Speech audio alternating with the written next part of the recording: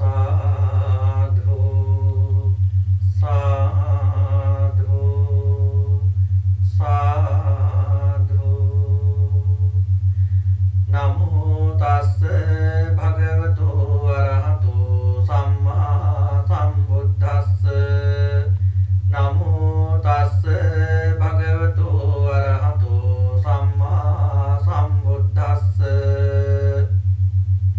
नमो तस्से भगवतो अरहतो सम्मा सम्बुद्धस्से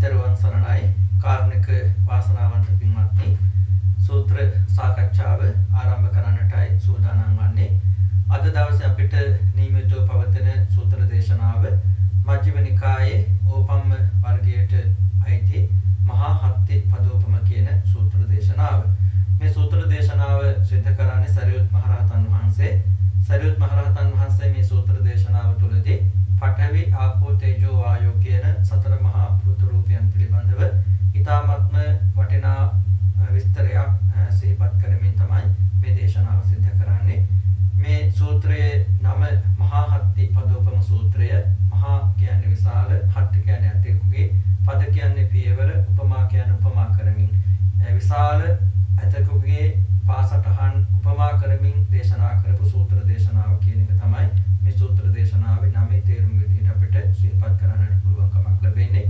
ඒ අනුව චතුරාර්ය සත්‍ය පිළිබඳව සිහිපත් කරන දේශනාවක් විදිහටත් මේ සූත්‍ර දේශනාව පිළිබඳව අපිට සිහිපත් කරන්න පුළුවන්. අපි බලමු මේ සූත්‍රයේ අන්තර්ගත වන්නේ කුමක්ද කියන එක පිළිබඳව. මහා හත්ති පදෝපම සූත්‍රය මාවසේ මෙසේ අසන ලදී එක්කලක භාගතුන් වහන්සේ සවැත් නුවර සමීපෙහි වූ ජේතවන නම් අනේපිර සිටුහුගේ ආරාමෙහි වාසය කරනසේක. එකල්හි ආයුෂ්මත් සාරිපුත්ත ස්ථවිරයන් වහන්සේ එවැත්නි මහණෙනි භික්ෂුන් ඇමතූසේක. ඒ භික්ෂුව එවැත්නි සාරිපුත්ත ස්ථවිරයන් වහන්සේට පිළිවදන් දුන්නේහ. සාරිපුත්ත ස්ථවිරයන් වහන්සේ මේ වදාළසේක. බුදුරජාණන් වහන්සේ අනේපිර සිටුමා හදපු සවැත් නුවර ජේතවනාරාම වැඩ වාසය කරන කාල තමයි මේ සිදුවීම සිද්ධ වෙන්නේ. ඒ කාලේ සරියුත් හාමුදුරුවෝ භික්ෂුන් වහන්සේලාට කතා කරා. භික්ෂුන් වහන්සේලා සරියුත් හාමුදුරන්ට උත්තර දුන්නා. ඊට සරියුත් හාමුදුරුවෝ මේ විදිහට මේ භික්ෂුන් වහන්සේලාට කරුණු කාරණා සිහිපත් කරනවා.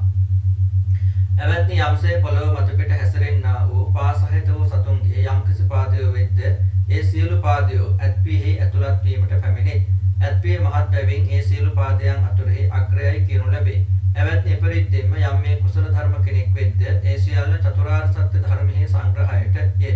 කවර සතරෙහි දෙයක් දුක්ඛාර සත්‍යෙහි දුක්ඛ සමුදයාර සත්‍යෙහි දුක්ඛ නිරෝධාර සත්‍යෙහි දුක්ඛ නිරෝධ ගාමිනී ප්‍රතිපදාර සත්‍යෙහි. ඊට පස්සේ සරියුත් හාමුදුරුවෝ භික්ෂුන් වහන්සේලාට සිහිපත් කරනවා මේ පෘථිවියේ මහ පොළොවේ හැසිරෙන පාදයෙන් ගමන් කරන යම් සත්වයෙක් ඉන්නවා නම් ඒ සියලුම සත්වයන්ගේ පාසටහන් ඇතාගේ පාසටහන ඇතුළට යොමු කරන්න පුළුවන්. ඇතාගේ පාසටහනට යටත් කියලා සරියුත් හාමුදුරුවෝ සිහිපත් කරනවා. ඒ නිසා පාදයෙන් ගමන් කරන පාති සියලුම සත්වයන් අතර ඇත්පිය ඇතාගේ පාදය අග්‍රයි කියලා සරියුත් හාමුදුරුවෝ සිහිපත් කරනවා. ඊට පස්සේ එහෙම සිහිපත් කළ සරියුත් හාමුදුරුවෝ සිහිපත් කරනවා ඒ වගේම තමයි සියලුම කුසල ධර්මයන් අතර චතුරාර්ය සත්‍ය තමයි අග්‍ර. මොකද චතුරාර්ය සත්‍ය තුල මේ සියලුම කුසල ධර්මයන් අන්තර්ගත වෙනවා. මොකද චතුරාර්ය සත්‍ය දුකට හේතුව දුක නැති කිරීම දුක නැති කිරීමේ මාර්ගය. ඊට පස්සේ සරියුත් හාමුදුරුවෝ සිහිපත් කරනවා එවැත්නි දුක්ඛාර සත්‍ය කවරේද? ජාතියේද දුකය, ජරාවද දුකය, මරණයේද දුකය, ශෝකය, වැළපීම, කායික දුක, මානසික දුම්නස්, දැඩි ආයාස යන මොහොත දුක්ය. කැමැති වූ යමක් නොලබා නම් ඒද දුක්ය. සංක්ෂේපයෙන් උපාදානස්කන්ධ පසම දුකය. ඊට පස්සේ දුක පිළිබඳව සරියුත් හාමුදුරුවෝ සිහිපත් කරනවා ඉපදීම, ජරාටපත් වීම, මරණය, ශෝකය, වැළපීම, කායික දුක්, මානසික දුක්, ඒ වගේම දැඩි වෙහෙස, ඒ වගේම කැමැති විදිහට නොලැබීම, ඒ වගේම කෙටියෙන් කියනවා නම් මේ පංච උපාදානස්කන්ධයම දුකක් කියලා සරියුත් හාමුදුරුවෝ සිහිපත් කරනවා. එවත්නි උපාදානස්කන්ධ පස කවරෝද? එනම් රූප උපාදානස්කන්ධය, වේදනා උපාදානස්කන්ධය, සංඤ්ඤා උපාදානස්කන්ධය, සංඛාර උපාදානස්කන්ධය, විඥාන උපාදානස්කන්ධය යන මොහොය. ඊට පස්සේ සරියුත් හාමුදුරුවෝ උපාදානස්කන්ධ පහ කියන්නේ මොකක්ද කියලා සිහිපත් කරනවා. ඒ තමයි රූප උපාදානස්කන්ධය, වේදනා උපාදානස්කන්ධය, සංඥා උපාදානස්කන්ධය, සංස්කාර උපාදානස්කන්ධය, විඥාන උපාදානස්කන්ධය. එවත්නි රූපෝපාදානස්කන්ධය කවරේද? සතර මහා භූතයෝද සතර මහා භූතයන්ගේ උපාදාය රූපද යන මේ. එවත්නි සතර මහා භූතයෝ කවරෝද? පඨවි ධාතු, ආපෝ ධාතු, තේජෝ ධාතු, වායෝ ධාතු යන මොහොය. ඊට පස්සේ සරියුත් හාමුදුරුවෝ රූප උපාදානස්කන්ධය කියන්නේ මොකක්ද කියලා සිහිපත් කරනවා. රූප උපාදානස්කන්ධය කියලා කියන්නේ චත්තාරිච මහා භූතානි චතුර්ණංච මහා භූතානං උපාදාය රූපං. කතමේ චාවසෝ චත්තාරෝ මහා භූතා පඨවි ධාතු, ආපෝ ධාතු, තේජෝ ධාතු, වායෝ ධාතු. ඒ කියන්නේ සතර මහා භූත රූපත් ඒ සතර මහා භූත රූපයන් නිසා හටගත් උපාදාය රූපත්. අපි ධර්මයේ සඳහන් වෙනවා රූප 28ක්. ඒකෙන් මහා භූත රූප 4යි, උපාදාය රූප 24යි. මෙන්න මේ කියන රූපයන් තමයි රූප උපාදානස්කන්ධය කියලා සරියුත් හාමුදුරුවෝ සිහිපත් කරනවා. ඊට පස්සේ සතර මහා භූතයන් භූත රූපයන් මොනවද කියලා සිහිපත් කරනවා. ඒ තමයි පඨවි, ආපෝ, තේජෝ, වායෝ කියන මේ සතර මහා භූත රූපයන් ධාතු. එවත්නි පෘථිවි ධාතුව කවරේද? පෘථිවි ධාතුව ආධ්‍යාත්මිකද වන්නේය, බාහිරද වන්නේය. එවත්නි ආධ්‍යාත්මික පෘථිවි ධාතුව කවරේද? තමා පිළිබඳ තමා නිසා පවත්නා තද වූ පරසෝ සතර මහා භූතයන්ගෙන් හටගත් යම් ද්‍රව්‍යයක් වේද. එනම් කෙස්ලොම්, නියදත්, සම්මස්නහර, ඇට මිදුළු, වකුගඩුව, හදවත, අක්මාව, දලබුව, බඩදිව, පපුමස, අතුණු බහන්, නොපසුණු ආහාර, මල යන මේද තමා තුළ වූ කරකසෝ තද වූ මහා භූතයන් නිසා හටගත් අන්‍ය යම් කිසිවකුත් වේද. එවත්නි මේ ආධ්‍යාත්මික පෘථිවි ධාතුවේයි කියනු ලැබේ. ඊට පස්සේ සරියුත් හාමුදුරුවෝ සිහිපත් කරනවා කතමාචාවසෝ පඨවි ධාතු. මොකද්ද මේ පඨවි ධාතුව කියලා කියන්නේ? පඨවි ධාතුව තියෙනවා ආධ්‍යාත්මික පඨවි ධාතුව කියලා එකයි, බාහිර පඨවි ධාතුව කියලා එකයි. ආධ්‍යාත්මික පඨවි ධාතුව කියලා කියන්නේ තමා පිළිබඳව තමාගේ තුල තියෙන ඒ පඨවි ගතියින් යුක්ත තද වෙච්ච ඒ වගේම ඒ පඨවි ගතියින් තද ස්වභාවයෙන් යුක්ත දේවල්. මොනවද?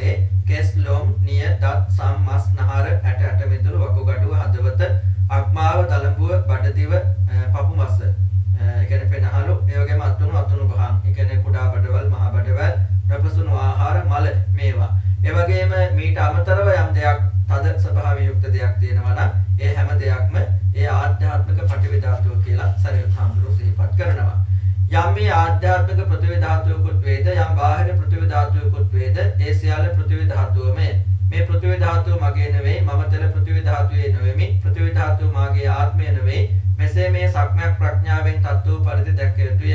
මෙසේ මේ තත්ත්ව පරිදි සම්‍යක් ප්‍රඥාවෙන් දැක පෘථිවි ධාතුවේ උකට වේ. පෘථිවි ධාතුවෙන් සිත බැහැර කෙරේ. ඒ වගේම ඊට පරිබාහිරව තමා තුල තියෙන තදගතිය යුක්ත දේවල් වලට අමතරව සසු පවතින ලෝකයේ හැම දෙයක්ම තදගතිය යුතු දේවල්, ඒ හැම දෙයක්ම බාහිර පඨවි ධාතුව. එතකොට මේ සියල්ලක්ම පෘථිවි ධාතුව විදිහට අපි සලකන්නේ. එතකොට මේ පෘථිවි ධාතුව මමය, මාගේය, මගේ ආත්මය නෙවෙයි කියලා සම්‍යක් ප්‍රඥාවෙන් කල්පනා කරන්නට ඕන.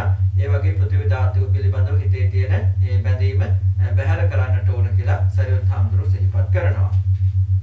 යම් මේකින් බාහිර ආපෝ ධාතුව කෙපේද බුදු කාලයක් වේමය. එකල්හි බාහිර පඨවි ධාතුව අතුරුදහන් වූයේ වෙයි. එවත්නි බහලත්වයෙන් ඒසා මහත් වූ ඒ බාහිර පඨවි ධාතුවේද අනිත්‍ය භාවයේ පෙනේ. ක්ෂය ස්වභාවයේ පෙනේ. ද්වේෂ ස්වභාවයේ පෙනේ. වෙනස් වන ස්වභාවය ඇති බව පෙනේ. කිම ඔහුට මේ මද කලක් පවත්නා වූ තෘෂ්ණාවෙන් දැඩිව ගන්නා ලද්දා වූ ආධ්‍යාත්මික ශරීරයේ පිළිබඳව මමය කියා හෝ මාගේ කියා හෝ මම වෙමි කියා හෝ ගැනීමක් වේද තෙලකුරු නගා බලනේ මහනහට මේ තෘෂ්ණා දෘෂ්ටිමාන වශයෙන් ගැනීමක් නොවේමය. ඊට පස්සේ කවදා හරි දවසකදී මේ බාහිර ආපෝ ධාතුව, ඒ කියන්නේ බාහිර තියෙන වැగిරෙන ස්වභාවයෙන් තියෙන ස්වභාවයේ යුක්ත දේවල් කිපෙන්න පටන් ගන්නවා. ඒ කියන්නේ ගංගා ගලන්න පටන් ගන්න, මුහුද ගොඩ ගලන්න පටන් ගන්න, මේ වගේ බාහිර ආපෝ ධාතුව කිපෙනවා. එතකොට මොකද වෙන්නේ? අර බාහිර පඨවි ධාතුව අතුරුදහන් වෙලා යන පටන් ගන්නවා. ඒ කියන්නේ ගංගා ගලනකොට, ඒ වගේම මුහුද ගොඩ ගලනකොට, ගෙවල් දොරවල්, වතු පිටි, ඉඩ කඩම්, යාන වාහන මේ හැම දෙයක්ම විනාශ වෙනවා කියන එක තමයි මෙතෙන්දි කියන්නේ.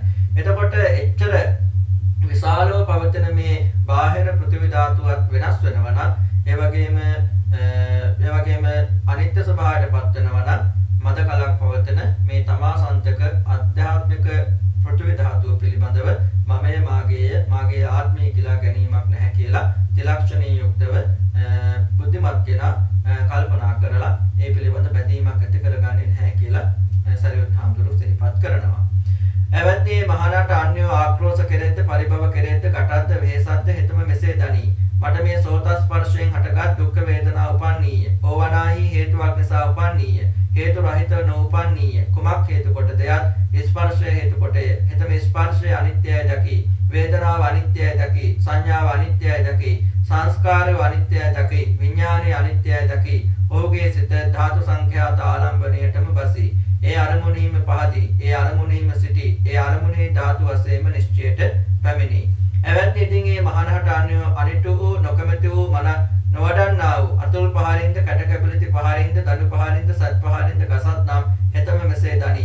යම්බදු කාය කත් පහර වදීද කැට පහර වදීද දඩු පහර වදීද සත් පහර වදීද මේකයි එසේ වූයේය. භාගතුන් වහන්සේ විසින් කකචෝපම ඕවාදයේදී මේ වදාන ලදී.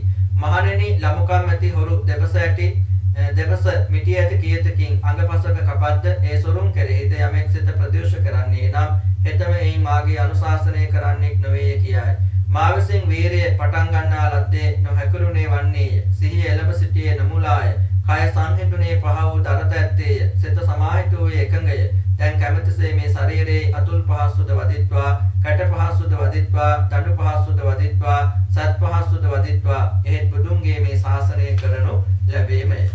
එතකොට සරියුත් හාමුදුරු සිහිපත් කරනවා භික්ෂුන් වහන්සේ නමකට වෙනත් කෙනෙක් කවුරු හරි බණනකොට පරිභව කරනකොට එතකොට ඒ භික්ෂුන් වහන්සේ කල්පනා කරනවා මට මේ සෝත ස්පර්ශය නිසා තමයි මේ දුක් වේදනාව හටගත්තේ. ඒ කියන්නේ කනේ ඇතිවෙච්ච කන මුල් කරගෙන ඇතිවෙච්ච ස්පර්ශය නිසා තමයි මේ දුක කියන වේදනාව මට හටගත්තේ මේ බැනීම මුල් කරගෙන. එතකොට ඒ වේදනාව ඇති උනේ හේතුවක් නිසා. හේතුවක් නැතුව නෙවෙයි. මොකක්ද හේතුව?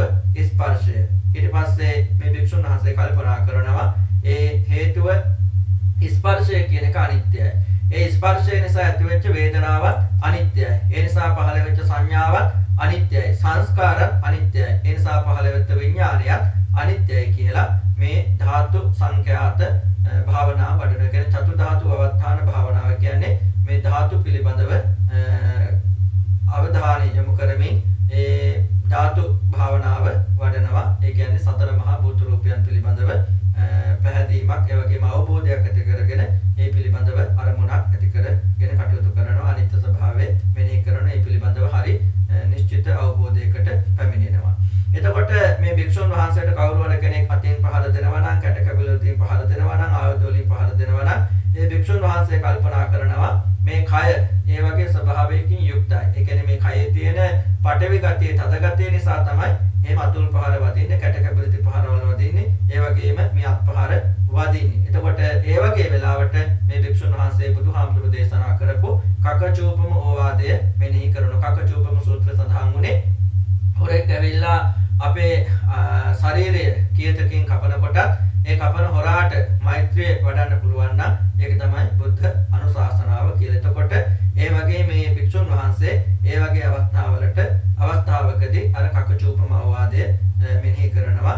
ඒ පිළිබඳව ද්වේෂයක් ඒ පුද්ගලයා පිළිබඳ ද්වේෂයක් ඇති කරගන්න නැතිව උපේක්ෂාව වැඩි දියුණු කරන්නට කටයුතු කරනවා. මේ ශාරීරික ස්වභාවය තමයි මෙහෙම දඩු පහර වලට ඒ වගේම අත් පහර වලට කැටකැබිලි පහර වලට ඒ වගේම ලක්වීම ඒ කාය ඒ වගේ ස්වභාවයෙන් යුක්තයි.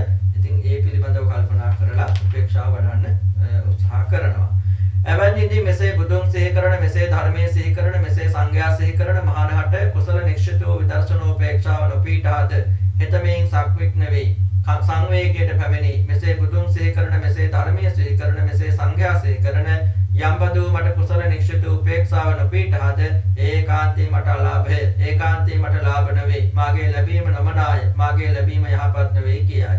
එවැනි යම්සේ ලේලිය මයිලනුවන් දැක සක්වික් නෙවෙයිද සංවේගයට පැමිණෙයිද. එවැනි මෙසේ බුදුන් සිහි කරන මෙසේ ධර්මයේ සිහි කරන මෙසේ සංඝයා සිහි කරනේ මහානහට කුසල නිශ්චිත උපේක්ෂාව නොපීඨාද එතමෙන් සංවික් නෙවෙයි. සංවේගයට පැමිණි මෙසේ බුදුන් සිහි කරන මෙසේ ධර්මයේ සිහි කරන මෙසේ සංඝයා සිහි කරන යම්බදු මට කුසල නිශ්චිත උපේක්ෂාව නොපීඨාද ඒ මට ඒකාන්තයෙන් අලාභය මට ඒකාන්තයෙන් ලාභ නෙවෙයි. මාගේ ලැබීම නොවනාය. මාගේ ලැබීම යහපත් නෙවෙයි.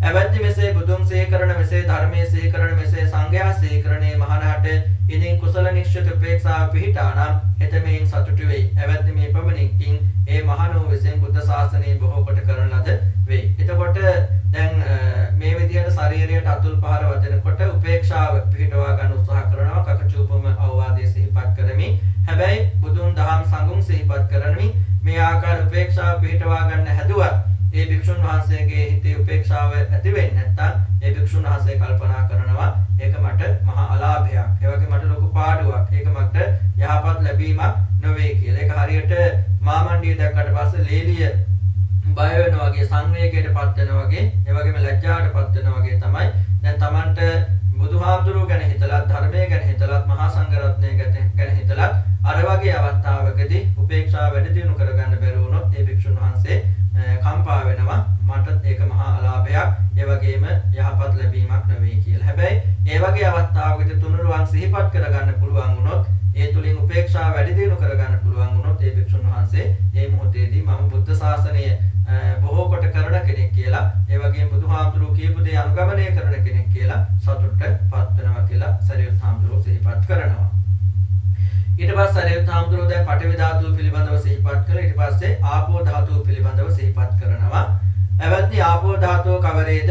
ආපෝ ධාතුව ආධ්‍යාත්මිකද වන්නේය බාහිරද වන්නේය? එවත්නි ආධ්‍යාත්මික ආපෝ ධාතුව කවරේද? ආධ්‍යාත්ම වූ ප්‍රත්‍යාත්ම වූ භූතයන් නිසා හටගත් යම් ආපෝ ගතයක් වේද ඒ මෙසේය. පිත සෙම සරව ලේ දහඩිය මේද තෙල් කඳුළු උරුණු තෙල් කෙල සොටු සඳ මිදුළු මුත්‍රා යන මොහොය තමා තුළ පිහිටි ආබන්ධන ලක්ෂණ වූ ආපෝ බවට කිය මහා භූතයන් නිසා හටගත් යම් අන්කිසුකුත් වේද එවත්නි මේ ආධ්‍යාත්මික ආපෝ ධාතුවයි කියනු ලැබේ. එවත්නි යම් මේ ආධ්‍යාත්මික ආපෝ ධාතුවක් වේද යම් බාහිර ආපෝ ධාතුවකුත් වේද මේ සියල්ල ආපෝ ධාතුවමය. මේ මාගේ නොවේ, මේ මම නොවෙමි, මේ මාගේ ආත්මය නොවේයයි මේ මෙසේ තත්ත්ව පරිදි සම්‍යක් ප්‍රඥාවෙන් දැක්ක යුතුය. මෙසේ තත්ත්ව පරිදි සම්‍යක් ප්‍රඥාවෙන් දැක ආපෝ ධාතුවේ කලකිරෙහි ආපෝ ධාතුවේ සිට නොරදවයි.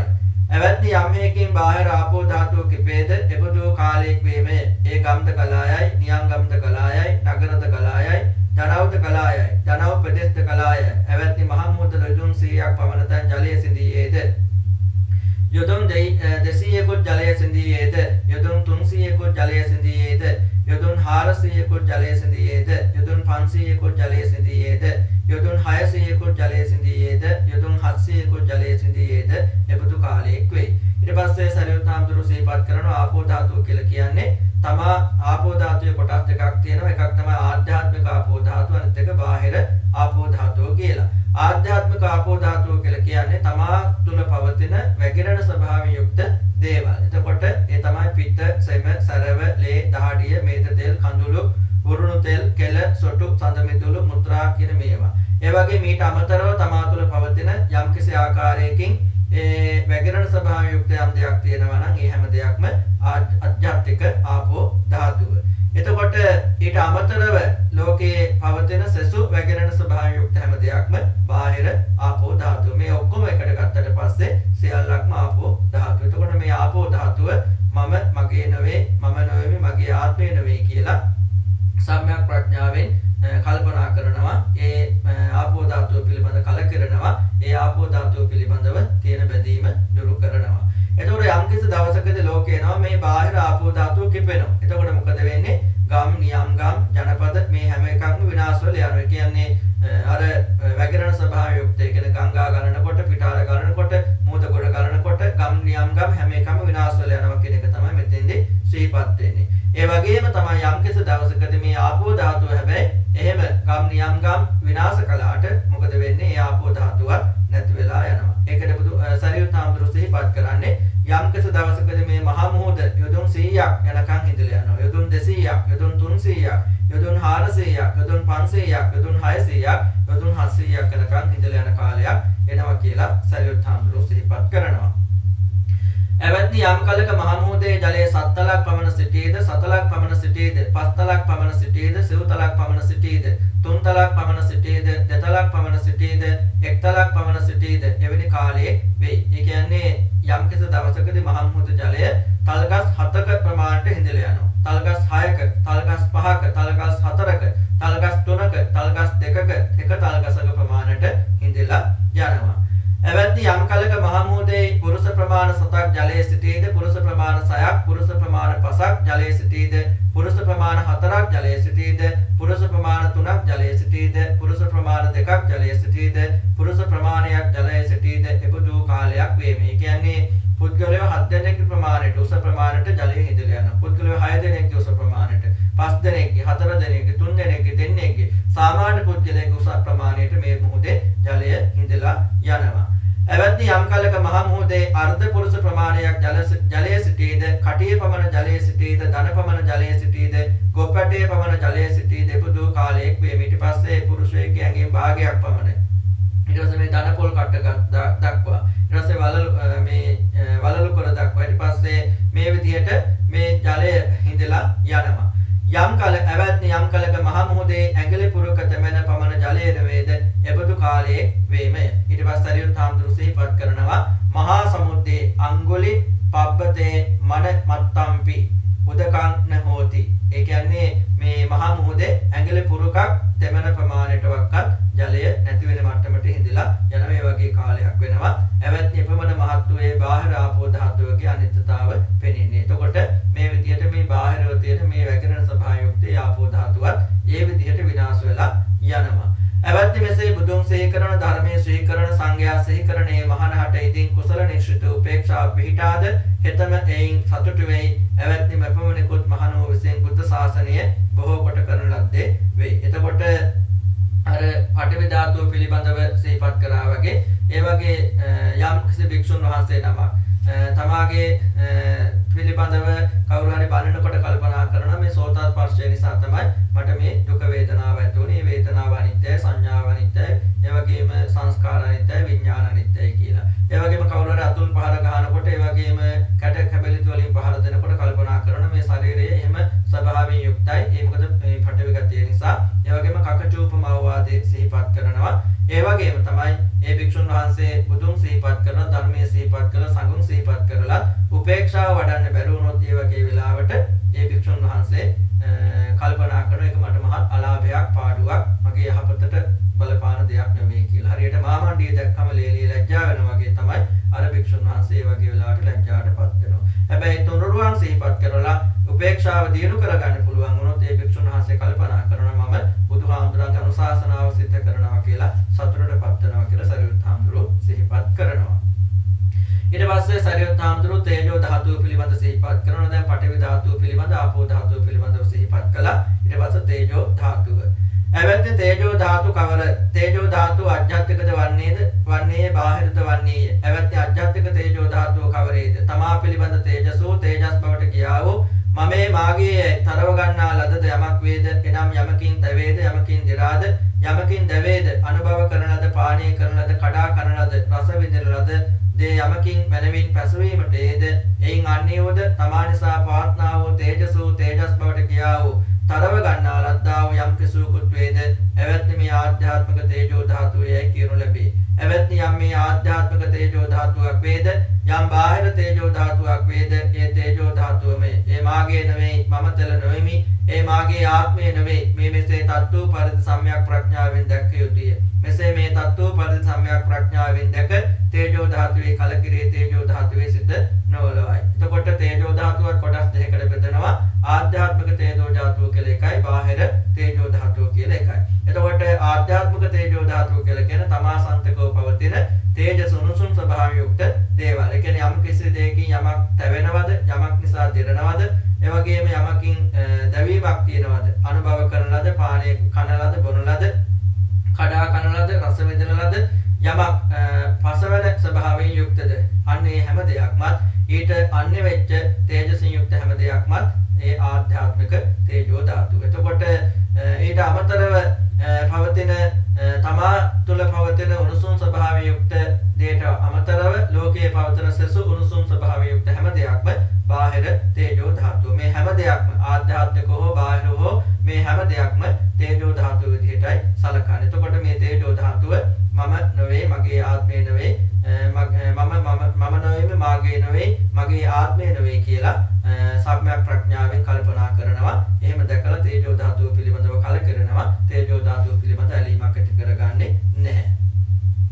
එවත්නි යම් කලක බාහිර තේජෝ ධාතුව කිපේද එබඳු කාලයක් වේමේ. ඒ ගම්ද දවයි, නියම් ගම්ද දවයි, නගරද දවයි, ජනපදද දවයි, ධන උපදේශද දවයි. ඒ තේජෝ ධාතුව නිල්තෙත් ඝන තන වෙතට හෝ මහමකට හෝ පව්වකට හෝ දේකට හෝ එලිමහන් බිම්පෙතකට හෝ පැමිණ ආහාර රහිත වූයේ නෙවෙයි. එවත්නි යම් කලක කුකුළු පියාපතකින්ද සම්වරලියෙන්ද ගිනිසොයත් නම් එබඳු කාලයක් වේමේ. එවත්නි එපමණ මහත් වූ බාහිර තේජෝ ධාතුවේ අනිත්‍ය භාවයක් පෙනෙන්නේය.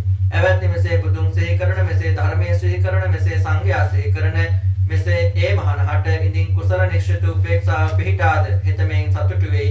එවත්නි මෙපමණකුත් භික්ෂුව විසින් බුද්ධ ශාසනය බොහෝ කොට කරන ලද්දේ වෙයි. ඊට පස්සේ සරියුත් හාමුදුරුවෝ සිහිපත් කරනවා මේ බාහිර තේජෝ ධාතුව කිපෙනවා. එතකොට මොකද වෙන්නේ? ගම් නියම්කම් ජනපද හැම එකම විනාශ කරලා දාන කෙන ගින්න ඇරුණාට පස්සේ ගම් නියම්කම් හැම එකම විනාශ කරලා දානවා. හැබැයි ගින්න නතර වෙනවා. ඒ ගින්න ගන්න ආහාරයක් නැත වුණාට පස්සේ ගින්න කොහොමද නතර වෙන්නේ? නිල් පාට වෙච්ච තෙත් වෙච්ච තන බිමක් ආවට පස්සේ මහා මගට පාරකට ආවට පස්සේ ඒ වගේම පර්වතයක් ළඟට ගියාට පස්සේ ඒ වගේම දියකට හවුනාට පස්සේ එලිමහන් ප්‍රදේශයකට ගියාට පස්සේ ගින්න නතර වෙනවා. මොකද ඒ ගින්න ගන්න ආහාර නැති නිසා. යම් කිසි දවසකදී මේ ලෝකේ ඒ තේජෝ ධාතුවත් හොයාගන්න අපහසු වෙනවා. අන්තිමට කුකුළු පියාපතකින් හරි හම් කොටසකින් හරි තමයි ගින්න හොයාගන්න සිද්ධ වෙන්නේ. එච්චරට මේ තේජෝ ධාතුව වෙනස් වන ස්වභාවයට පත් වෙනවා. එතකොට මේ විදිහට ඒ භික්ෂුන් වහන්සේ මේ යම් කිසි අවස්ථාවකදී තමන්ගේ ශරීරයට කවුරු හරි ගැහුවොත්, ඒ වගේම කැට කැපිලි තුන පහර දුන්නොත්, ඒ වගේ වෙලාවට කකචූපම අවවාදයේ මෙනෙහි කරනවා. ඒ කකචූපම අවවාදයේ මෙනෙහි කරමින් උපේක්ෂාව පිහිටවා ගන්න බැරි වුණොත් ඒ භික්ෂුන් වහන්සේ කල්පනා කරනවා ඒක මට මහා අලාභයක්, පාඩුවක්, අයහපතක් කියලා. හරියට නන්දම්ම දැක්කම මාමණ්ඩි දැක්කම ලේලිය ලැජ්ජාටපත් වෙනවා වගේ තමයි. තමාට තුනුරුවන් සිහිපත් කරලත් ඒ උපේක්ෂාව පිහිටවා ගන්න බැරි වුණොත් ඒ වගේ අවස්ථාවකදී ඔහු කලකිරෙක වගේම ලැජ්ජාටපත් වෙනවා. ඒ වගේම දුකටපත් වෙනවා, අලාභයක් කියලා කල්පනා කරනවා. හැබැයි ඒ වගේ වෙලාවට තුනුරුවන් මෙනෙහි කරලා ඒ උපේක්ෂාව පිහිටවා ගන්න පුළුවන් වුණොත් ඒ භික්ෂුන් වහන්සේ බුදුහාමුදුරුවෝ කියපු දේ මම කරන කෙනෙක් කියලා සතුටටපත් වෙනවා කියලා සරියුත් හාමුදුරුවෝ සිහිපත් කරනවා. ඊට පස්සේ සරියුත් හාමුදුරුවෝ වායෝ ධාතුව පිළිබඳව සිහිපත් කරනවා. එවත්නි වායෝ ධාතු කවරේද? ආධ්‍යාත්මික වායෝ ධාතුවත් බාහිර වායෝ ධාතුවත් ඇත. එවත්නි ආධ්‍යාත්මික වායෝ ධාතුව කවරේද? තමා තුළ පවත්නා වූ වාතයේ වූ වාත ස්වභාවයට ගියා වූ මහා භූතය නිසා හටගත්තා වූ යමක් වේද? එනම් තලිනැගීම්, බික්කා ආදිය පවත්වන උඩට නගින වාතයෝද, මලමූ ආදී පවත්වන යටබස්නා වාතයෝද, අතුණු පිටට පවත්නා වාතයෝද, අතුණු තුල පවත්නා වාතයෝද, අංගපසක හැසිරෙන වාතයෝද, ආශ්වාසය ප්‍රශ්වාසය යන වාතයෝද, මේන් අන්‍යෝ තමා තුල පවත්නා වූ වාතය වූ වාත ස්වභාවයට ගියා වූ භූතය නිසා හටගත්තා වූ යම් කිසිවකුත් වේද? එවත්නි මේ ආධ්‍යාත්මික වායෝ ධාතුවයි කියනු ලැබේ. යම් ආධ්‍යාත්මික වායෝ ධාතුවක් වේද, යම් බාහිර වායෝ ධාතුවකුත් වේද, මේ වායෝ ධාතුව මේ මාගේ නෙවෙයි, මේ මම තෙල නෙවෙමි, මේ මගේ ආත්මය නෙවෙයි. මෙසේ මේ තත්ත්ව පරිදි සම්‍යක් ප්‍රඥාවෙන් දැක්ක යුතුයි. මේ මෙසේ තත්ත්ව පරිදි සම්‍යක් ප්‍රඥාවෙන් දැක වායෝ ධාතුවේ කලකිරේ, වායෝ ධාතුවේ සිට නොඅලවයි. ඊට පස්සේ සරියුත් හාමුදුරුවෝ සිහිපත් කරන වායෝ ධාතුව කියලා කියන්නේ ඒකත් කොටස් දෙකකට බෙදනවා. අධ්‍යාත්මික බාහිර අධ්‍යාත්මික වායෝ ධාතුව කියන ආධ්‍යාත්මික වායෝ ධාතුව, බාහිර වායෝ ධාතුව කියලා. ආධ්‍යාත්මික වායෝ ධාතුව කියලා කියන්නේ තමා තුළ පවතින වායු ස්වභාවයෙන් යුක්ත දේවල්. ඒ කියන්නේ ඉක්කාවක් කියන එක. මේ කටින් පිටවන වාතය මුල් කොටගත් දේවල්. ඒ වගේම අධෝමුඛයෙන් පිටවන වාතය හා සම්බන්ධ දේවල්. ඒ වගේම බඩවැල් වල, ඒ වගේම බඩේ තියෙන වාතය, බඩවැල් වල තියෙන වාතය, මේ අංගපස්සක හෙට මෙහෙට හොල්ලනකොට මේ අවයවවල තියෙන ඒ වාතය පිරිච්ච ස්වභාවය. ආශ්වාස ප්‍රශ්වාස ගැනීමේදී ඒ තිබෙන වාතය. මෙන්න මේවත් ඒ වගේ මේන් අන්‍ය වෙච්ච තමා තුළ පවතින වාත ස්වභාවයෙන් යුක්ත වෙච්ච සීලම දේවල් මේ වායෝ ධාතුවට අයිති වෙනවා. ඒ තමයි ආධ්‍යාත්මික වායෝ ධාතුව, ආධ්‍යාත්මික වායෝ ධාතුව. ඊට පිටින් තියෙන මේ ලෝකයේ සසු සියලුම වාත ස්වභාවයෙන් යුක්ත හැම දෙයක්ම බාහිර වායෝ ධාතුව. එතකොට මේ ඔක්කොම එකට කරාට පස්සේ ආධ්‍යාත්මික වායෝ ධාතුවත් බාහිර වායෝ ධාතුවත් මේ ඔක්කොම එකට එකතු කරාට පස්සේ අපි කියනවා වායෝ ධාතුව කියලා. ඒ වායෝ ධාතුව මම නෙවෙයි, මාගේ නෙවෙයි, මගේ ආත්මය නෙවෙයි කියලා සම්‍යක් ප්‍රඥාවෙන් දකිනවා. එහෙම දැකලා ඒ වායෝ ධාතුවේ කලකිරෙනවා. වායෝ ධාතුවේ හිත අලවන්නේ නැහැ කියලා සරියුත් හාමුදුරුවෝ සිහිපත් කරනවා. එවත්නි යම් කලක බාහිර වායෝ ධාතුව කිපේද, එබඳු කාලයක් වේමේ. ඒ ගම්ද නගාලයි, නියම් ගම්ද නගාලයි, නගරතක නගාලයි, ජනපදද නගාලයි, ජනපද ප්‍රදේශයන්ද නගාලයි. එවත්නි යම් කලෙක්ගේ ගිම්හානේ අන්තිම මාසයේදී තල් වැටෙනොත් විජිනි පතිනොත් වාතයේ සොයද්ද සෙවණියගත් තන නොසලේද එපදු කාලයක් වේමය. එවත්නි එපමණ මහත් වූ වායෝ ධාතුවේ අනිත්‍ය භාවය ප්‍රකට වන්නේය. ක්ෂය ස්වභාවය ප්‍රකට වන්නේය. විනාශ ස්වභාවය ප්‍රකට වන්නේය. විපරිණාම ස්වභාවය ප්‍රකට වන්නේය. ස්වල්ප කාලයක් පවත්නා වූ තණ්හාවෙන් අල්ලා ගන්නා ලද්දා වූ මේ ශරීරය පිළිබඳව මේ මමය කියා හෝ මාගේ කියා හෝ මම වෙමි කියා හෝ ගැනීමෙන් කිම ඕහට වන්නේද ඒ මහානට මේ තණ්හා මාන දිට්ඨි වශයෙන් ගැනීමෙන් නෙවෙයිම. ඊට පස්සේ මේ ලෝකේ තියෙන බාහිර වායු ධාතුව යම් කිසි දවසකදී කිපෙනගෙන සුළු සුළං කුණාට හමන්නේ. ඒ නිසා එතකොට මොකද වෙන්නේ? ගම් නියංගම් නගර ජනපද මේ හැම එකක්ම විනාශ වෙලා යනවා. කවදා හරි දවසකදී කොච්චර මේ වායු ධාතුව මේ බාහිර ලෝකෙ තිබුණත් හැබැයි අන්තිම කාලයකද ගිම්හාන කාලයක තද රස්නේ තියෙන කාලේ අන්තිම මාස වෙනකොට අවානකින් පවන්පතකින් තමයි අපිට හුළඟ හොයාගන්න වෙලා තියෙන. ඒ කියන්නේ ෆෑන් එකක් පාවිච්චි කරන්න වෙනවා. කෘත්‍රිම විදිහේ තමයි අපිට මේ වාතය හොයාගන්නට සිද්ධ වෙන්නේ. ඒ වගේම අඩු ගානේ තනකොළයක්වත් හෙල්ලෙන්නේ නැති මට්ටමට වාතය නැති වෙලා එනවා. තනාගවක්වත් වාතය හොයාගන්න බෑ. තනකොළයක්වත් හෙල්ලෙන්නේ නැති මට්ටමට. එතකොට එච්චරට මේ වායු කියන ධාතුව ලෝකේ නැති වෙලා යනවා. එහෙනම් මේ බාහිරව පවතින ඒසා විශාල වායු ධාතුවක් වෙනස් වෙනවා නම් ඒ වගේම ක්ෂය වෙනවා නම් මේ ශරීරය තුල පවතින වායු ධාතුව පිළිබඳව කවර කතාවක්ද? ඒ නිසා මේ ශරීරය පිළිබඳව මමයේ මාගේ මගේ ආත්මය කියලා අල්ලා ගැනීමක් ඇති කරගන්නේ නැහැ බුද්ධිමත්ව කල්පනා කරන කෙනා. එවැනි ඉතින් අන්‍යෝ මේ මහානට ආක්‍රෝෂ කෙරෙද්ද පරිභව කෙරෙද්ද ගටද්ද වේසද්ද හිතම මෙසේ දනි. මට මේ සෝතස්පර්ශයෙන් හටගත් දුක් වේදනාවක් උපන්නීය. මේ වනාහි හේතුවක් නිසා උපන්නීය. හේතු රහිතව නොඋපන්නීය. කුමක් හේතු කරගෙන දෙයක් ස්පර්ශය හේතු කොටගෙන හිතම ස්පර්ශය අනිත්‍යයි දකි. වේදනාව අනිත්‍යයි දකි. සංඥාව අනිත්‍යයි දකි. සංස්කාර අනිත්‍යයි දකි. විඥානය අනිත්‍යයි දකි. ඔහුගේ සිත ධාතු සංඛ්‍යාතයේ අරමුණීම බසී.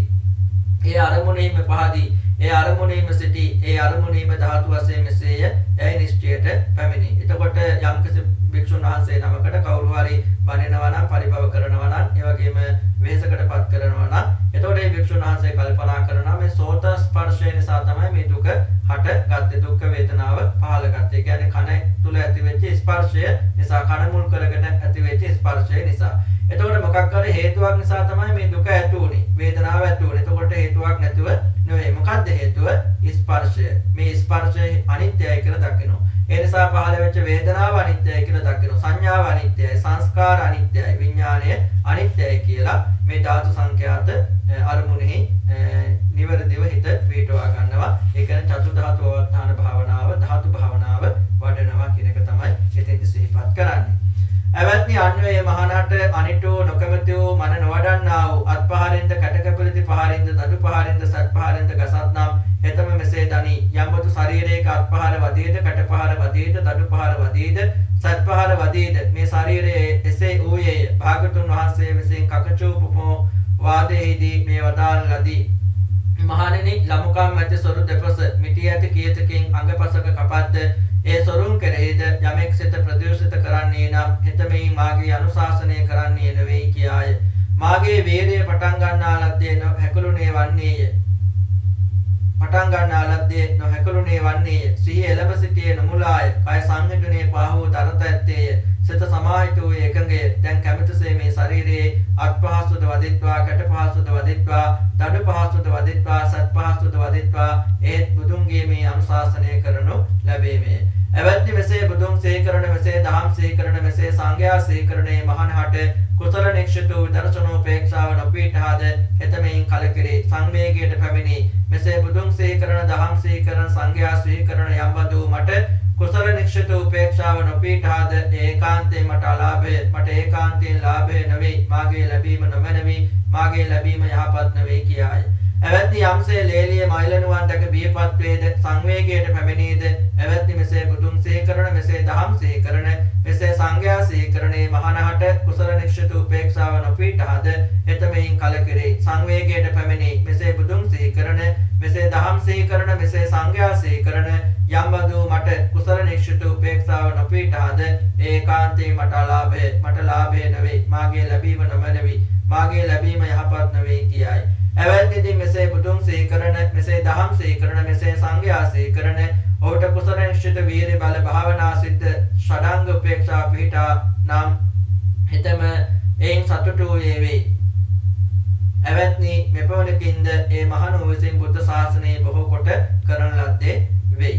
ඊට පස්සේ සරියුත් හාමුදුරුවෝ සිහිපත් කරනවා දැන් භික්ෂුන් වහන්සේ නමකට කවුරු හරි අත්කින් පහර දෙනවා, කැට කැබිලිතින් පහර දෙනවා, දඬු වලින් ආයුධ වලින් පහර දෙනවා. එතකොට ඒ භික්ෂුන් වහන්සේ කල්පනා කරන මේ ශරීරය මේ ඒ වගේ වෙලාවට කල්පනා කරනවා බුදුහාමුදුරන් කකචූපම අවවාදී. එතකොට ඒ ශරීරය ඒ වගේ දේවල් වලින් යුක්තයි. මොකද ශරීරයේ තියෙන පටවි ගතිය නිසා තමයි මේ විදිහට අත්පහර වදින්නේ, කැට කැබිලිති පහර වදින්නේ, දඬු පහර වදින්නේ. මේ ශරීරයේ තියෙන පටවි ආපෝ තේජෝ වායෝ කියන මේ ස්වභාවය නිසා කියලා. එතකොට මේ භික්ෂුන් වහන්සේ එහෙම කල්පනා කළා කකචූපම අවවාද මෙනෙහි කරනවා.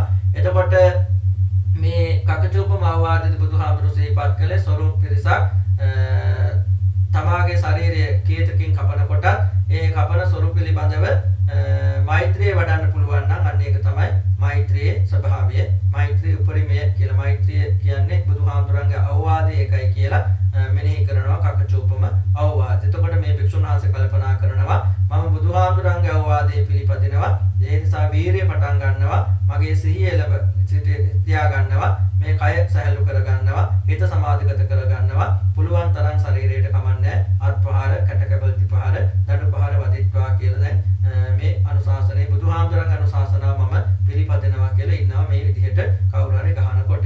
එතකොට ඒ අවස්ථාවේදී මේ භික්ෂුන් වහන්සේලා තුනුරුවන්ගේ ගුණ සිහිපත් කරලා උපේක්ෂාව පිළිටන්න නැත්නම් මේ භික්ෂුන් වහන්සේ කල්පනා කරනවා මේ භික්ෂුන් වහන්සේ කලකිරනවා අනේ මට මේක ලාභයක් නෙවෙයි, යහපතක් නෙවෙයි, අහපතක් නෙවෙයි, මෙහෙම මට උපේක්ෂාව පිළිටවා ගන්න බැරි කියලා. ඒක හරියට ලේලිය දැක්කට පස්සේ මාමණ්ඩිය දැක්කට පස්සේ ලේලිය බය වෙනවා වගේ තමයි, ලැජ්ජාටපත් වෙනවා වගේ තමයි තුනුරුවන් ගුණ සිහිපත් කරලා Tamanට උපේක්ෂාව දිනු කරගන්න බැරි වුණොත් ඒ භික්ෂුන් වහන්සේ කල්පනා කරන එක මට අලාභයක්, ඒ වගේම ලාභයක් නෙවෙයි, ඒ වගේම යහපතක් නෙවෙයි කියලා. හැබැයි තුනුරුවන් ගුණ සිහිපත් කරනකොට උපේක්ෂාව දිනු කරගන්න පවත්වා ගන්න පුළුවන් වුණොත් ඒ භික්ෂුන් වහන්සේ කල්පනා කරනවා මම බුදුහාමුදුරුවෝ කියපු දේ කරන කෙනෙක් කියලා සතුටටපත් වෙනවා කියලා සරියුත් හාමුදුරුවෝ සිහිපත් කරනවා. ඊට පස්සේ සරියුත් හාමුදුරුවෝ සිහිපත් කරනවා මේ අහස ගේ කියන්නේ මොකක්ද? ඒ වගේම ශරීරය කියන්නේ, රූපය කියන්නේ මොකක්ද කියන එක පිළිබඳ මෙන්න මේ විදිහට. ඇවැත්නි යම්සේ දැව නිසාද, වැල් නිසාද, තන නිසාද, මැට නිසාද, ඇවරේ සිටි අහස ගෙයයි විවාහාරයට ඒද. ඇවැත්නි මෙපරිද්දෙන් මැට නිසා, නහර නිසා, මස් නිසා, සම් නිසා ඇවරේ සිටි අහස රූපයයි විවාහාරයට ඒ. ඒතකොට ගෙයක් කියලා කියන්නේ ඉස්සර කාලේ දැව වලින්, ඒ වගේම තන වලින්, තෘණ වලින්, මැටි වලින් හදපු ගෙවල්, ඉතින් ගඩොල් වලින් මේ වගේ හදන ගෙවල්. ඒ කියන්නේ එහෙම ගත්තොත් දැව, වැල් නිසා, තෘණ නිසා, මැටි නිසා මේ හිස් අවකාශයක් වසා ගැනීම තමයි ඒ වසාගත් දේ තමයි ගෙයක් කියලා කියන්නේ. කියන්නේ ගඩොල් වලින්, සිමෙන්ති වලින්, වැලි වලින් අපි වට කරගත්ත හිස් අවකාශ තමයි අන්තිමේදී අපි ගෙයක් කියලා කියන්නේ. ඒ වගේ තමයි ඇට නිසා, නහර නිසා, මස් නිසා, සම නිසා අපි ආවරණය කරගත්ත හිස් අවකාශය තමයි අපි කියන්නේ රූපය කියලා.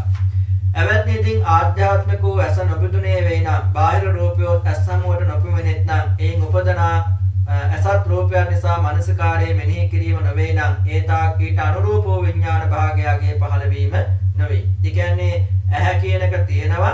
හැබැයි ඇහැට බාහිරින් රූපයක් ආවේ නැත්නම්, ඒ රූපයක් ආවේ නැත්නම් ඒ පිළිබඳ මෙනෙහි කිරීමක් නැත්නම් ඒ පිළිබඳ විඥානයක් පහළ වෙන්නේ නැහැ. එවත්නි ආධ්‍යාත්මිකෝ චක්‍ර ප්‍රසාදයේ නොබුදුනේ වේද, බාහිර රූපයොත් ඇස් සමුවට පැමිණෙද්ද ඊට අනුරූපව මෙනෙහි කිරීම නොවේ නම් ඒ තාක් තදනුරූපව චක්ෂුර විඥානයගේ පහළවීම නොවේමය. ඒ කියන්නේ ඇහැ තියෙනවා, හැබැයි ඉස්සරහට බාහිර රූපයක් එනවා, හැබැයි ඒ ආවට ඒ පිළිබඳ මෙනෙහි කිරීමක් නැත්නම් ඔන්න චක්කු විඥානයක් පහළ වෙන්නේ නැහැ. එවත්නි යමෙකින් ආධ්‍යාත්මිකෝ චක්‍ර ප්‍රසාදයේ නොබුදුනේ වේද, බාහිර රූපයොත් ඇස් සමුවට පැමිණෙද්ද ඊට අනුරූපව මෙනෙහි කිරීමක් වේද, මෙසේ ඊට සුදුසු විඥාන භාගයගේ පහළවීම වේ. ඔන්න ඇහැ තේනවා, ඉස්සරහට රූපෙකුත් ආවා, ඒ පිළිබඳ මෙනෙහි කිරීමකුත් ආවට පස්සේ තමයි ඒ පිළිබඳව චක්කු විඥානයක් පහළ වෙන්නේ. ඒ චක්ෂුර විඥානයේ සමග ඔහුගේ යම් රූපයක් වේද, ඒ රූපෝපාදානස්කන්ධය ඇතුළත් බවට එතකොට ඒ ඇහැ නිසා ඇහැට ඉස්සරහට ආපු රූපේ නිසා ඒ රූපේ මෙනෙහි කිරීම නිසා හටගත් චක්ෂුරු විඥානය නිසා පහළ වෙන යම් රූපයක් තිබෙනවද ඒක තමයි රූප උපාදානස්කන්ධය කියලා කියන්නේ.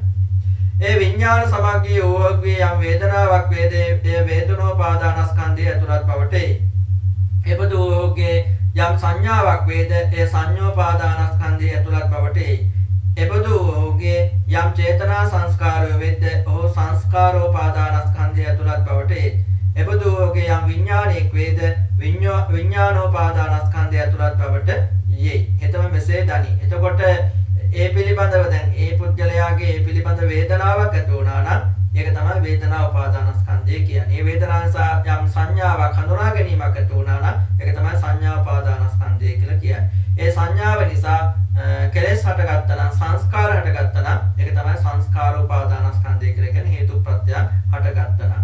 ඒ වගේම ඒ නිසා විඥානයක් පහළ වුණා නම් ඒක තමයි විඥාන උපාදානස්කන්ධය කියලා කියන්නේ. ඊට පස්සේ හෙතම මේ ආකාරයෙන් දකිනවා මෙසේ මේ පස්වදාරම් උපාදානස්කන්ධයන්ගේ සංග්‍රහය සන්නිපාතයේ එක්රැස්වීම වෙයි. මේ භාගතුන් වහන්සේ විසින්ද වදාළ ලදී. යමෙක් පටිච්ච සමුප්පාදයේ දකීද හෙතම ධර්මයේ දකී. යමෙක් ධර්මයේ දකීද හෙතම පටිච්ච සමුප්පාදයේ දකී කියාය.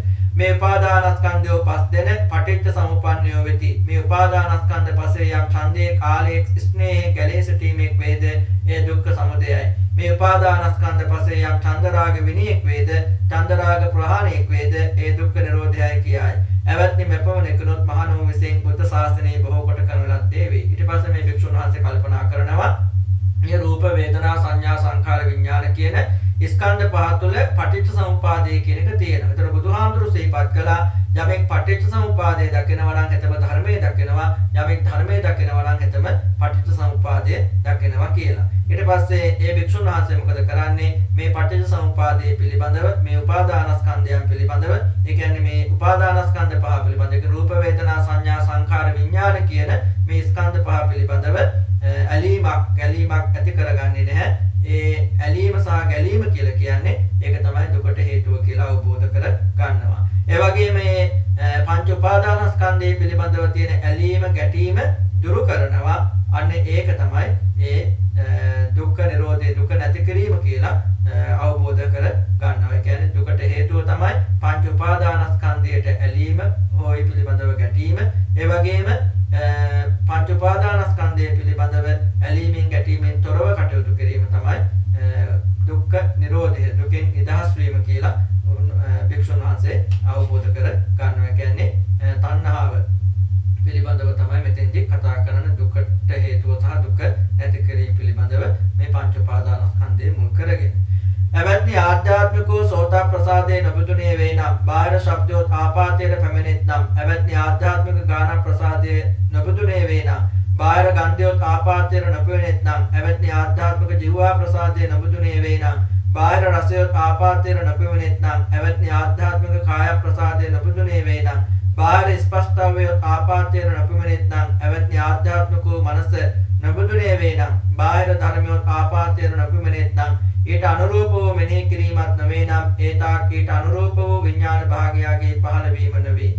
එවත්නිදින් ආධ්‍යාත්මිකෝ සිත නබුදුනේ වේද බාහිර ධර්මයොත් ආපාතයට පැමිණෙද්ද එහෙත් ඊට අනුරූපව මෙනෙහි කිරීම නොවේ නම් ඒතාක් ඊට අනුරූපව විඥාන භාගයාගේ පහළවීම නොවේ. ඒ කියන්නේ මේ අවස්ථාව සරියුත්හාමුදුරු සිහිපත් කරන්නේ දැන් ඉස්සෙල්ලා ඇහැ පිළිබඳව විතරයි කතා කරේ. ඊට පස්සේ කන නාසය දිව ශරීරය මනස කියන මේ ඉන්ද්‍රියන් පිළිබඳව සාකච්ඡා කරනවා. ඒ අනුව කනට ශබ්ද, නාසයට ගන්ධය, ඒ වගේම දිවට රස, ශරීරයට ස්පර්ශය, මනසට ධර්ම කියන කාරණා ආවේ නැත්නම් ඒ පිළිබඳ මානසිකාරයක් පහළ වුනේ නැත්නම් අර විඥානයක් පහළ වෙන්නේ නැහැ කියලා සරියුත්හාමුදුරුවෝ සිහිපත් කරනවා.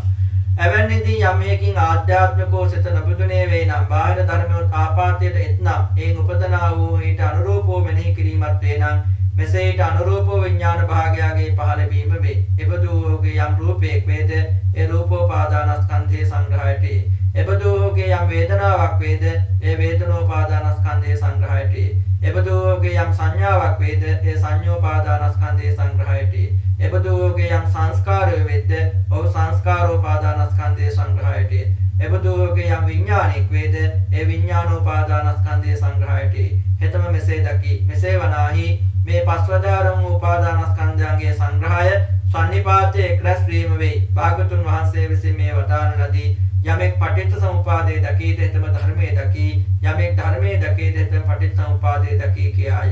මේ උපාදානස්කන්ධ පස් දෙන පත්යෙන් පන්නාවිය. මේ පංචෝපාදානස්කන්ධයන්හි යම් කැමැත්තෙක් ආලයක් ස්නේහයෙන් ගැලී සිටීමෙක් වේද ඒ දුක්ඛ සමුදයයි. මේ උපාදානස්කන්ධ පසේ යම් චන්දරාගයේ නැතිවීමෙක් චන්දරාගයේ දුරු කිරීමෙක් වේද ඒ දුක්ඛ නිරෝධයයි කියාය. එවත්නි මහණෝ විසින් මෙපමණකින්ද බුද්ධ ශාසනයේ බොහෝ කොට කරන ලද්දේ වේයයි. එතකොට අර ඇහැ පිළිබඳව විතරක් නෙවෙයි ඊට පස්සේ කන නාසය දිව ශරීරය මනස පිළිබඳවත් සරියුත් හාමුදුරුවෝ කතා කරනවා. මේ ඉන්ද්‍රියයන් වලට බලපානේ අරමුණු ඒ කියන්නේ ශබ්ද ගන්ධ රස ස්පර්ශ ධර්ම කියන කාරණා ඉදිරිපත් වුණාට පස්සේ ඒ පිළිබඳ යම් මානසිකාරයක් හටගත්තොත් තමයි ස්පර්ශයක් පහළ වුණොත් තමයි වෙන චක්කු විඥානය කියන එකක් හට ගන්න. ඒ කියන්නේ මානසිකාරයක් පහළ වෙච්ච ගමන් එතන චක්කු විඥානය කියලා සෝත විඥානය, ගාහන විඥානය, ජීවා විඥානය, කාය විඥානය, මනෝ විඥානය කියන මේ විඥාන පහළ වෙනවා.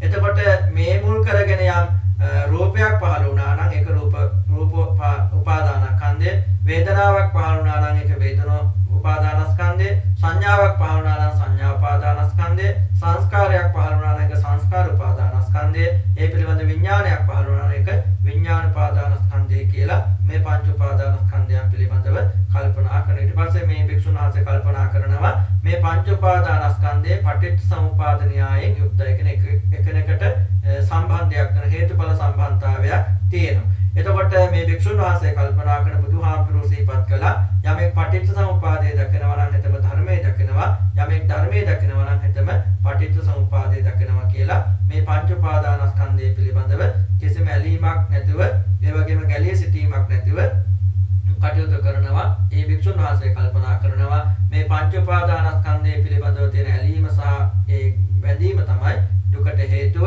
ඒ වගේම මේ පංච උපාදානස්කන්ධය පිළිබඳව තියෙන ඇලීමෙන් තොර බව තමයි දුක නැති කිරීම නිවන කියලා කල්පනා කරනවා. ඒ විදිහට මේ බුද්ධ ශාසනයේ බුදුහාමුදුරුවෝ කියපු දේ අනුගමනය කරනවා.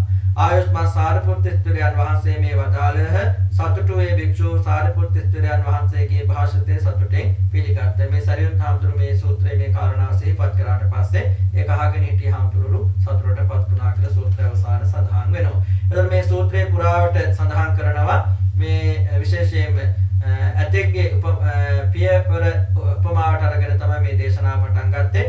ඇතෙක්ගේ පියවරට මේ ලෝකේ පා වලින් ගමන් කරන සියලුම සත්‍යයන්ගේ පාද වල පිය සටහන් ඇතුළු කරන්න පුළුවන්. නිසා පා සටහන් ඇති පාද වලින් ගමන් කරන සතුන්ගේ පා සටහන් වලින් අග්‍රම පා සටහන තියෙන ඇතාට ඒ වගේ තමයි චතුරාර්ය සත්‍යය තුළ හැම ධර්ම කාරණාවක්ම අන්තර්ගත වෙනවා කියලා සරියුත් හාමුදුරුවෝ සිහිපත් කරමින් ඊට පස්සේ දුක කියන්නේ මොකද්ද, උපාදානස්කන්ධය කියන්නේ මොකද්ද, ඊට පස්සේ රූප උපාදානස්කන්ධය කියන්නේ මොකද්ද කියලා විස්තර කරලා ඊට පස්සේ පඨවි ධාතුව කියන්නේ මොකද්ද, ආපෝ ධාතුව, තේජෝ ධාතුව, වායෝ ධාතුව කියන්නේ මොකද්ද කියලා මේ පඨවි ධාතුව කිපෙන හැටි, ඒ වගේම ආපෝ ධාතුව, වායෝ ධාතුව, තේජෝ ධාතුව කිපෙන හැටි, ඒ වගේම කවදාද දවසක මුහුදේ වතුර හිඳන ආකාරය පිළිබඳව, ඒ වගේම තේජෝ ධාතුව නැති වෙලා යන ආකාරය පිළිබඳව, ඒ වගේම වායෝ ධාතුව නැති වෙලා යන ආකාරය පිළිබඳව, ඒ විදිහට මේ පඨවි ආපෝ තේජෝ වායෝ ධාතුව ආධ්‍යාත්මික සහ බාහිර වශයෙන් බෙදෙන ආකාරය පිළිබඳව මේ සූත්‍රයේදී සාකච්ඡා කරන්නට දුනා.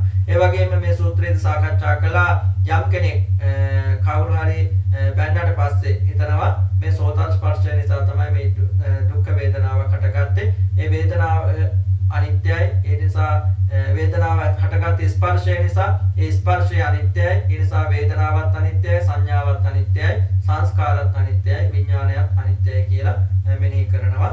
ඒ වගේම ඒ භික්ෂුන් වහන්සේ කවුරු හරි කෙනෙක් තමාගේ ශරීරයට ගැහුවොත් ආයුධයකින් හරි කැටකැපිලිති වලින් හරි ඒ භික්ෂුන් වහන්සේ කල්පනා කරනවා මගේ ශරීරයේ තියෙන ඒ පඨවි ගතිය, ආපෝ ගතිය, තේජෝ ගතිය, වායෝ ගතිය නිසා තමයි මට මේක දැනෙන්නේ. ඒ ස්වභාවයට මේ ශරීරය පත් වෙලා තිබෙන්නේ. ඒ නිසා මම මේ මොහොතේදී කකචූපම අවවාදය පිළිපදිනවා කියලා බුදුහාමුදුරු දේශනා කළේ. හොරු ඇවිල්ලා ශරීරය කැපුවත් කීයතකින් ඒ හොරාට මෛත්‍රිය වඩන්න කියලා ඒ විදිහට උපේක්ෂාව වඩන්නට උත්සාහ කරනවා. හැබැයි හැබැයි භික්ෂුන් වහන්සේට මේ මොහොතේදී උපේක්ෂාව වඩන්න බැරි වුණොත් තුනුරුවන් ගැන හිතලා ඒ භික්ෂුන් වහන්සේ කම්පා වෙනවා, දුකටපත් වෙනවා, වගේම අලාභයක් කියලා කල්පනා කරනවා. හැබැයි මේ මොහොතේදී තුනුරුවන් සිහිපත් කරනකොට උපේක්ෂාව වැඩි වුණොත් කල්පනා කරනවා මම බුදුහාමුදුරුවෝ කියපු දේ තමයි කරන්න කියලා සතුටටපත් වෙනවා. එතකොට එතෙන්දී උපමාවක් වූ හරියට අර ලේලිය මාමණ්ඩිය දැක්කට පස්සේ ලැජ්ජා වෙනවා වගේ තමයි තුනුරුවන් ගැන හිතලා උපේක්ෂාව වැඩි දියුණු නැත්තම් තමා පිළිබඳව අලාභයක් ඇති වුණා, ඒ වගේම අහපතක් වුණා කියලා කල්පනා කරනවා කියලා.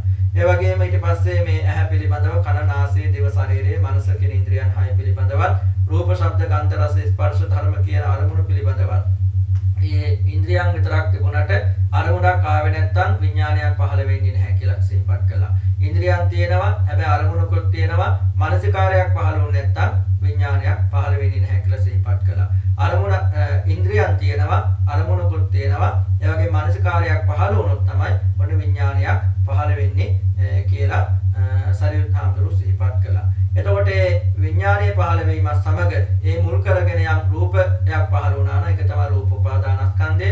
ඒ මුල් කරගෙන වේදනාවක් පහළ වුණා නම් ඒක තමයි වේදනා උපාදානස්කන්ධය. සංඥාවක් පහළ වුණා නම් ඒක තමයි සංඥා උපාදානස්කන්ධය. ඒ පිළිබඳ සංස්කාරයක් ක්ලේශයක් පහළ වුණා නම් එහෙම නැත්නම් හේතුප්‍රත්‍යයන් පහළ වුණා නම් ඒක තමයි සංස්කාර උපාදානස්කන්ධය.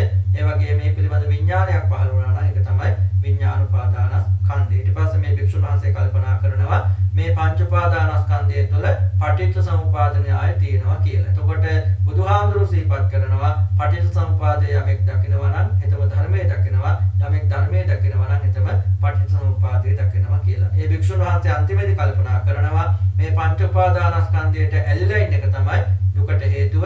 පංච උපාදානස්කන්ධයෙන් දුරු වීම තමයි, පංච උපාදානස්කන්ධයට තියෙන ඇලීමෙන් දුරු වීම තමයි දුක නැති කිරීම හේවත් නිවන කියලා මේ භික්ෂුන් වහන්සේ අවබෝධ කර ගන්නවා. මේ විදිහට තමයි සරියුත් හාමුදුරුවෝ මේ මහා හත්තිපදෝපම සූත්‍රය දේශනා කළේ. විශාල ඇතෙක්ගේ පියවර උපමා කරමින් දේශනා කරපු වටිනා සූත්‍ර දේශනාවක්. සතර මහා භූත රූපයන් පිළිබඳ ඉතාමත්ම වටිනා විස්තරයක් මේ සූත්‍රය තුල විස්තර කරනවා.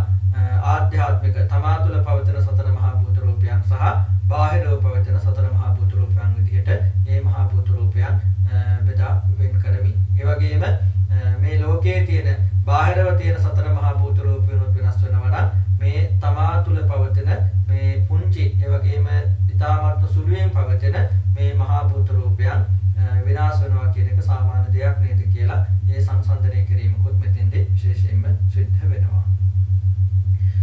අනන්ත සසර පුරා ලබාගත් අවසිල පුණ්‍ය ශක්තිය දෙවියන්ට අධිපති සක්‍ර දිව රාජෝත්තමයන් වහන්සේ ප්‍රධාන විරෝධි විරූපාර්ථ උතරාශ වෛශ්වන කියන සතරවරන් දිව රාජෝත්තමයන් වහන්සේලා ඇතුළු අනන්ත සක්කල වාසයේ සියලුම දෙවියන්ට බ්‍රහ්මීට නාගීන්ට ආධ්‍යාත්මික උත්තමයන් වහන්සේලාට ඒ වගේම අපවත් වේවදාල මාගේ ගුරු දේවෝත්තම තිකරදොරම්ගඩින්ද සරණායක හඳුරන් වහන්සේ දමර රේතනායක හඳුරන් වහන්සේ ප්‍රධාන සසර පුරාට අපවත් වේවදාල සියලුම හඳුරන් වහන්සේලාටත් ඒ වගේම සසර පුරාට මියගිය සියලුම දායකකාරකාදීන්ට ඥාතීන්ට හිතමිත්‍රාදීන්ට ඒ වගේ මගේ ජීවිතයට ආශිර්වාද කරන සුජීවත් වෙන මාගේ ආදරබර මෑණියන් වහන්සේ ඇලිස් තුනා විජේවර්ධන උපාසිකා මාතාව ආදරබර පියාණන් වහන්සේ කේ.කේ.ඩී. පීදාසරණ උපාසක මහත්මයා ප්‍රධාන මගේ ජීවිතයට ආශිර්වාද කරන ගිහි පැවිදි කල්යාණ මිත්‍ර සත්පුරුෂ දේශීය විදේශීය හැම දෙනාටමත් මටත් සසර ගමන සූපපත් කර ගන්නට, සුරක්ෂිත කර ගන්නට, උතුම් නිවන් සුව අවබෝධ කර ගන්නට මේ සූත්‍ර සාකච්ඡාව පාරමිතාවක් වේවා, ශක්තියක් වේවා කියලා අපි ප්‍රාර්ථනා කරනවා, අධිෂ්ඨාන කරනවා,